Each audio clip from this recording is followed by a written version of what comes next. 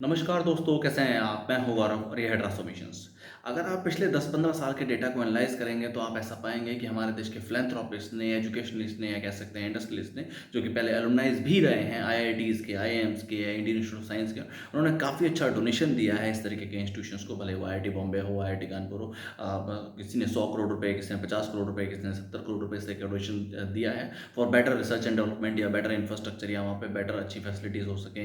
Escalators, incubators या इस तरीके से स्टार्टअप फैसिलिटीज़ भी वहाँ पे प्रोवाइड कर रही हैं, ताकि जो आगे आने वाले बच्चे हैं जो अपना 4 ईयर कोर्स या 5 ईयर कोर्स कंप्लीट करके आते हैं, उनको एक बेटर फैसिलिटी मिल सके और आगे चल के वो सिर्फ और सिर्फ जॉब्स को ना देखते हुए एज एन एंटरप्रेन्योर बनने का काम भी करें। अब इस तरीके के जितने भी डोनेशंस हैं या एक तरीके से पर्सनल फाइनेंशियल एसेट्स में से जो उन्होंने फिलैंथ्रोपी की है इन एजुकेशन, वो बहुत बिल्कुल काबिल तारीफ है और इस चीज़ को मैं बिल्कुल सपोर्ट भी करता हूँ। बट इस तरीके की फिलैंथ्रोपी जो एक पर्टिकुलर 2-3 इंस्टीट्यूशंस पे ही की जाए या सारा का सारा जो फंड है उन्हीं सब इंस्टीट्यूशन पे किया जाए, तो इस वजह से एक डिस्पैरिटी भी बनती है ओवरऑल सोसाइटी और कम्युनिटी एट लार्ज में। देखिए, आज जो बच्चे आईआईटीज़ तक पहुँच पाए या आईआईएम्स तक पहुँच पाए या इंडियन इंस्टीट्यूट ऑफ साइंस तक पहुँच पाए, वो सिर्फ और सिर्फ अगर नंबर में देखेंगे तो लगभग 5 से 7 8 हज़ार बच्चे हैं। उन सबको ही अगर एक तरीके की सारी फैसिलिटीज़ मिल पाएँगी, क्योंकि जितने भी इंस्टीट्यूशंस हैं ये पब्लिक फंडेड इंस्टीट्यूशंस हैं। आम जनता, आम जनमानस अपना खून पसीने की कमाई से टैक्स देता है सरकार को, और सरकार का एक पर्टिकुलर एलोकेटेड फंड्स होता है जो कि वो हर साल बजट में भी डिक्लेयर करते हैं कि कितने वो इस तरीके के इंस्टीट्यूशंस को, जैसे आईआईटीज़ हैं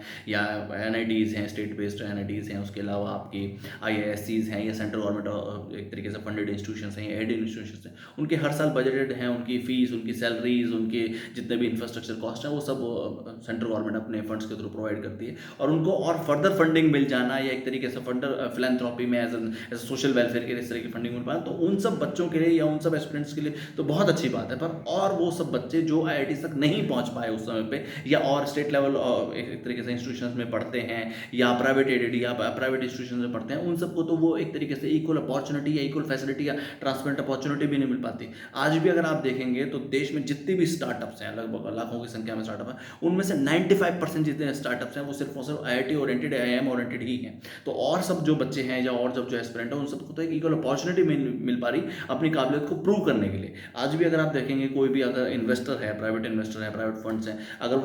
आप उनके पास अपनी जो आइडिया है उसको पिच करेंगे अपनी इन्वेस्टमेंट के लिए या अपने स्टार्टअप के लिए, तो वो ये एक सवाल ज़रूर पूछेंगे कि आपके फाउंडर है, फाउंडर में से कोई आईआईटी या आईआईएम से है। तो एक तरीके से ये डिस्पैरिटी क्रिएट करने का काम कर रहा है सोसाइटी के अंदर, और जिससे कि हर किसी को एक इक्वल अपॉर्चुनिटी भी नहीं मिल पा रही। देखिए, देश के हर युवा का या एक तरीके से हर स्टूडेंट का या एस्पिरेंट का ये इक्वल अपॉर्चुनिटी या उसका एक हक है कि उसको इक्वल अपॉर्चुनिटी मिल सके, ट्रांसपेरेंट प्लेटफॉर्म मिल सके। उसके बाद उसके अंदर जितनी काबिलियत हो, जितनी उसकी कैपेबिलिटी हो, जितनी उसकी कैपेसिटी हो, वो उतना अचीव कर सकता है। तो इक्वल अपॉर्चुनिटी उसका हक है, उसको मिलना ज़रूरी है। जय हिंद, जय भारत।